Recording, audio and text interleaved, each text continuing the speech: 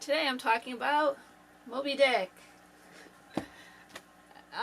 Yeah, I just finished that book. Well, I finished it like 2 days ago. So I went into this book thinking it was just, a normal novel. It wouldn't take me that long. No, this is considered one of the most difficult books to read by many. And I have to agree. This book took me a month and a half to read. And usually a book this size would take me a week, maybe.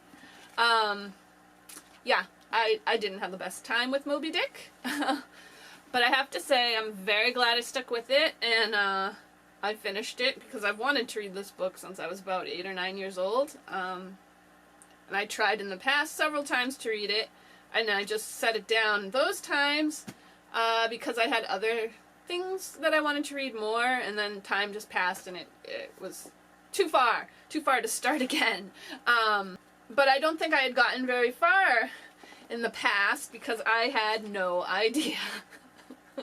I had no idea what Moby Dick was. If you only read like the first 120 or so pages, you would think this was a completely different type of a book than what it is. And the first 100 or so pages are actually very humorous. And I was gonna say that I didn't really find the rest of the book humorous, but I take that back. There were a few things farther along that were humorous as well. But you don't even get to meet Captain Ahab until like page 100 in this edition of the book.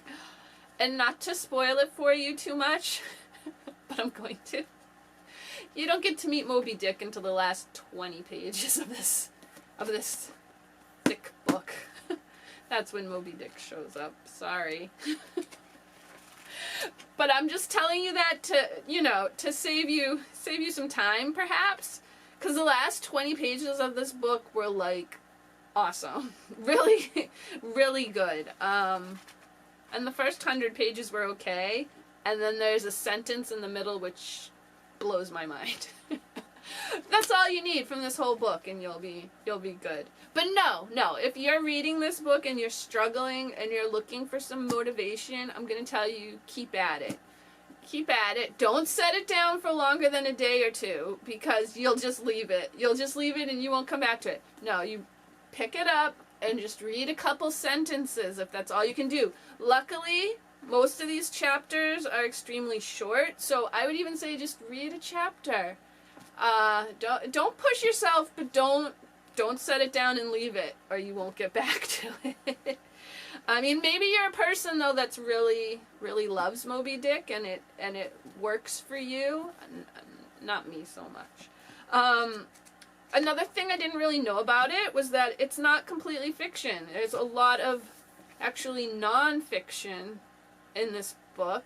I had no idea, which is I didn't go into it with that mindset, which might be another reason why I didn't enjoy it as much as I would have liked to have enjoyed it. But it's a very interesting structure for a novel. I can't think of another novel that I've read that has so much nonfiction mixed in with it. It's very interesting, and historically I think that would be interesting to look at more deeply, but I'm not prepared to do that right now.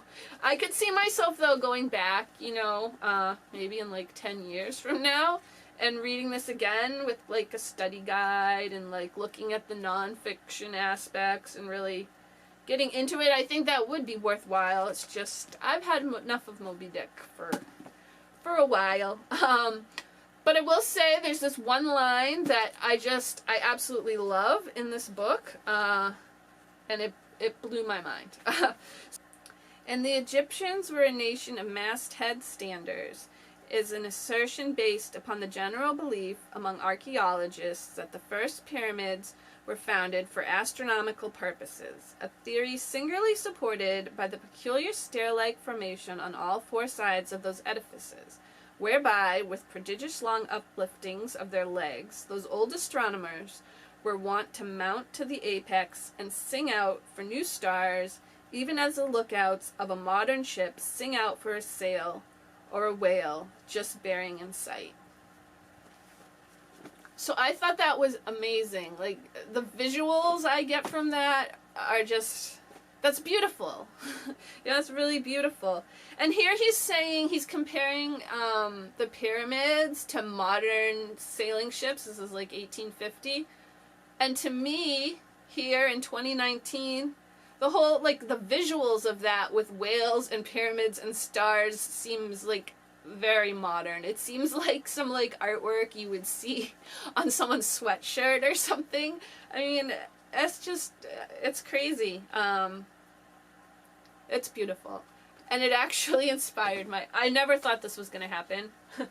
But I did some Moby Dick fan art. And I wouldn't say I'm a Moby Dick fan, but I am a fan of that one passage in the book. And here's my Moby Dick artwork, which compares nothing to what I saw in my mind. I call this Whales in Space, which is pretty cool.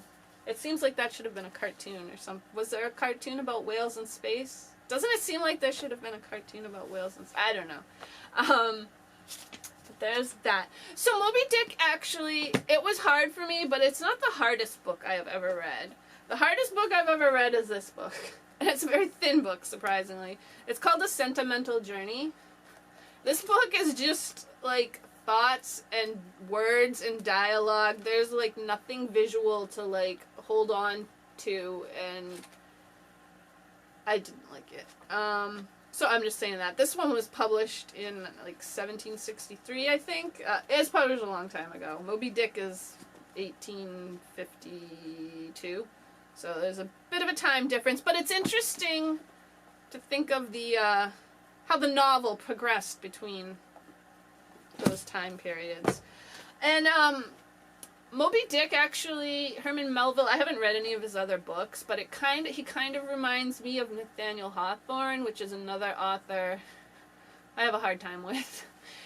It's very, like, just kind of like flowery, poetic writing, dense writing. Yeah. Blech.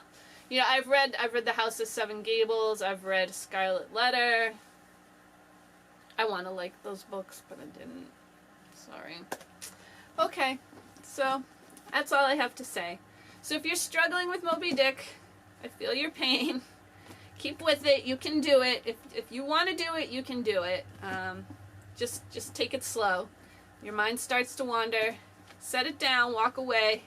Come back to it really soon. I'll see you for the next book.